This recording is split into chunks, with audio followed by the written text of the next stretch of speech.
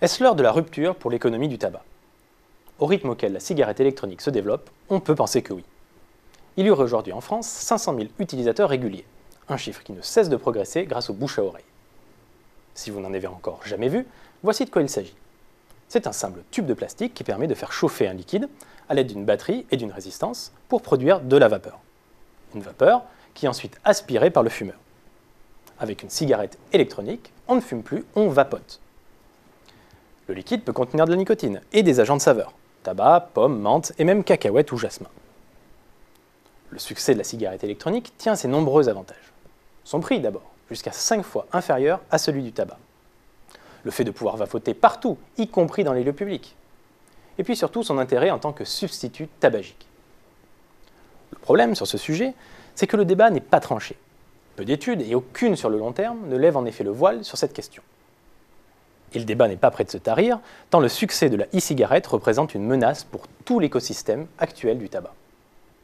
Une menace pour les cigarettiers, bien sûr, qui pourraient voir partir en fumée une belle rente de situation.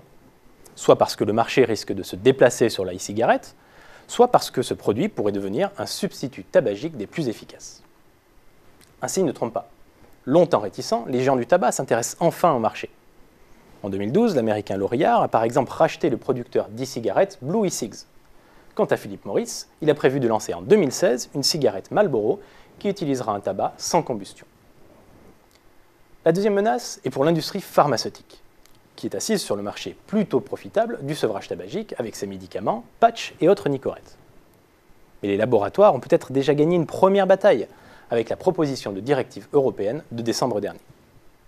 Celle-ci prévoit l'interdiction de commercialiser des produits contenant plus de 4 mg de nicotine. Au-delà de ce seuil, il faudrait disposer d'une autorisation de mise sur le marché. Bref, la cigarette électronique serait considérée comme un médicament et resterait l'apanage de l'industrie pharmaceutique. Enfin, la troisième menace est pour l'État, qui tire du tabac des recettes fiscales considérables et qui devra arbitrer sur le statut médical et fiscal de la cigarette électronique. Vous l'aurez compris, l'avenir de ce marché reste suspendu aux actions de ces trois acteurs. Sachant que les groupes pharmaceutiques et les cigarettiers ont déjà largement fait leurs preuves en matière de lobbying, et connaissant l'état des finances publiques de la France, la croissance du marché du vapotage semble semée d'embûches.